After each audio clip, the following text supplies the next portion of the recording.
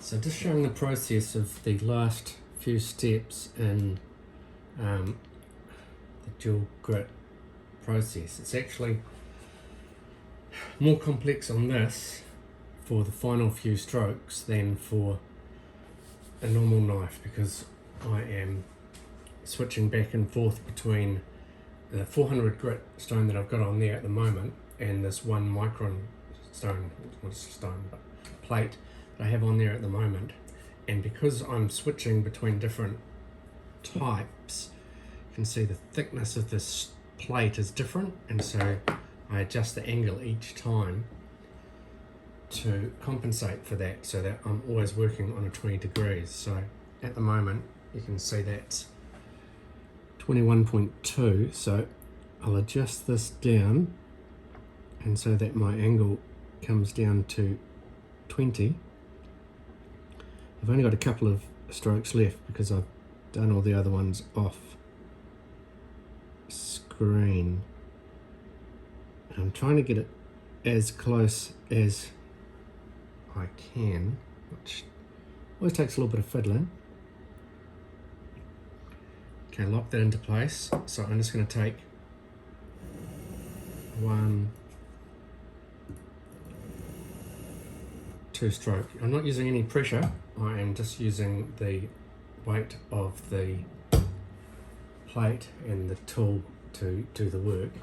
So take this one out, release the tension over here, put this back on.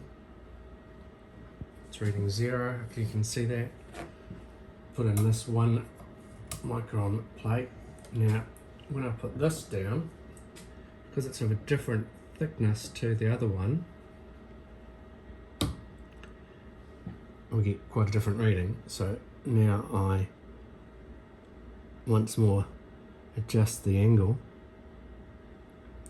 and again it's probably not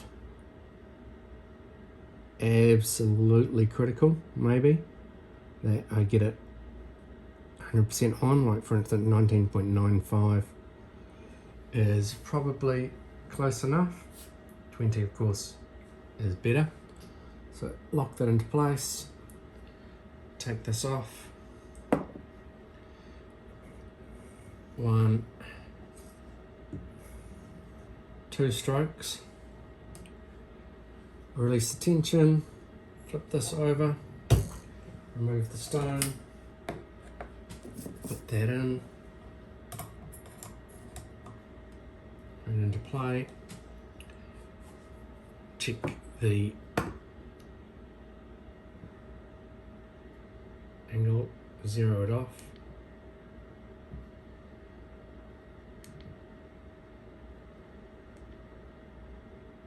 zero, put that down, resting there. You see it's off, so drop it down.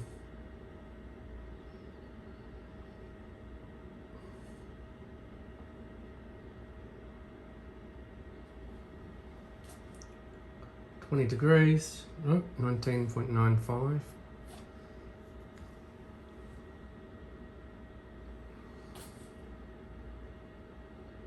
I'll leave it at 19.95.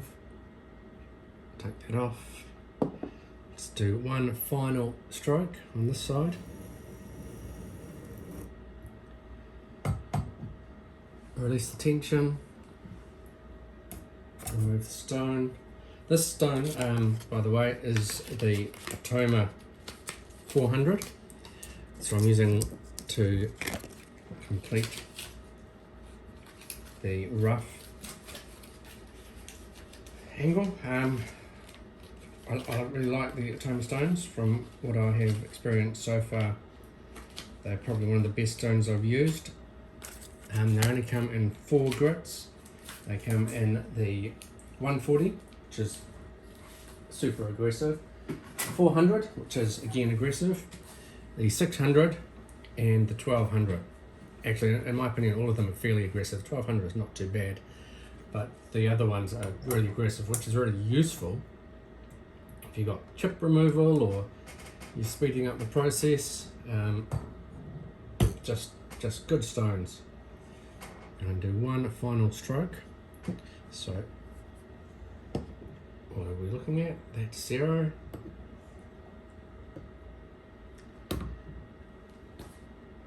$18.75. So we're dropping, changing the angle. Changing the angle.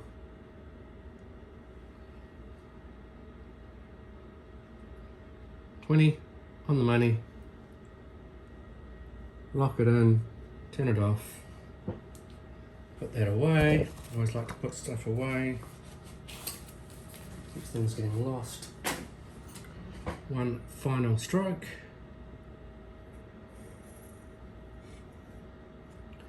And one more block. Right, take that off, put that away.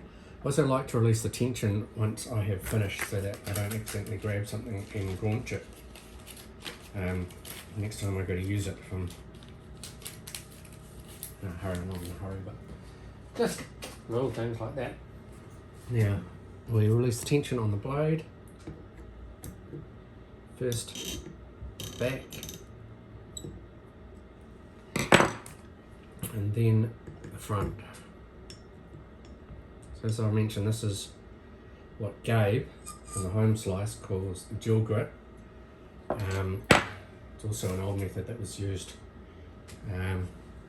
So what I'm doing now in Russia, I think by gypsies, is just pulling the blade 3 times through this bit of old hickory. Now, why I'm doing that is that while I tried to remove the wire edge that may or may not be there on that little Spyderco knife, there could just be a wire edge that you can't see with the naked eye. And so by pulling it through this bit of old hickory, it should catch and remove that, just basically ripping it off. Now, this is just a standard bit of paper.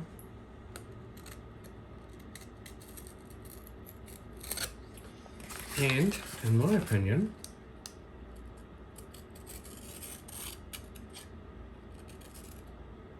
I'm not convinced that this is as good as the edges I create. It may be more robust. It does cut, but see that's got 400 grit on one side, that side there,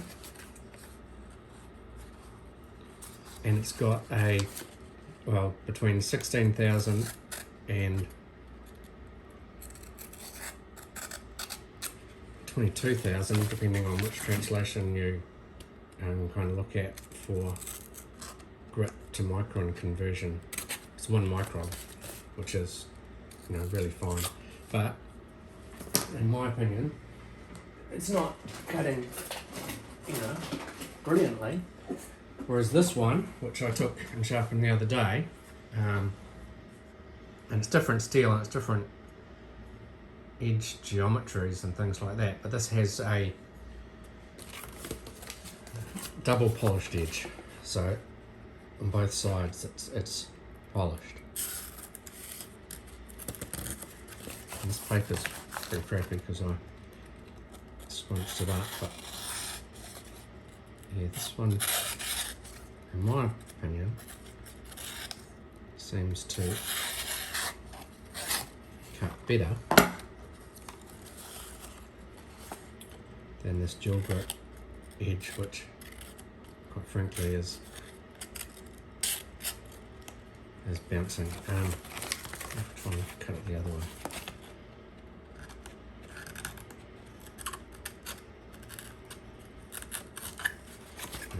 So yeah, it could be the geometry of this particular blade, it could be the steel,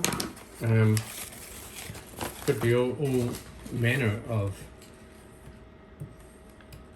things, but I'm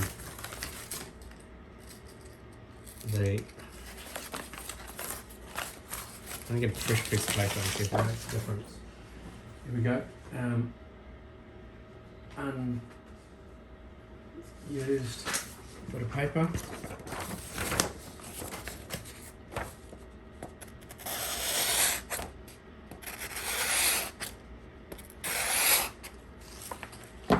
double polished edge, same bit of paper.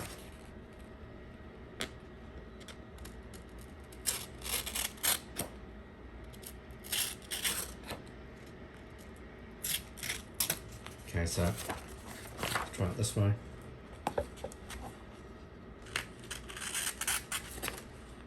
I mean, it still cuts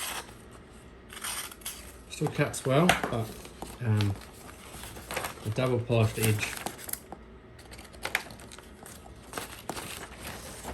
in my opinion,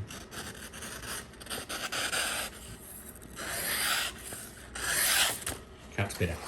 So it may not be as robust, but it's a lot less fuss to sharpen, and it gives you a better edge. In my opinion, I'm just sharpening one knife. What I would like to do is do a different knife at some point. Ideally, I'd like to find the same knife and do two side by side, because this has got different geometry and different things. But my first impression is that while this edge may be more robust, and I haven't tested that yet, it certainly doesn't come as sharp as doing a double polished edge. So there you go. Anyway, it's just my opinion. Hey, you know, I'll do some more testing. I'll keep trying stuff out. But if you want me to sharpen your edge, I'll do it any way you want. But I would recommend at this stage, for a using knife that's going to be doing fine food prep or stuff like that, I would say go for a double polished edge. I haven't tested the robustness yet, and it may be that robustness is better with the what Gabe talks about is the dual grit, or what is traditionally known as a gypsy grind. Yeah, have a great day, guys.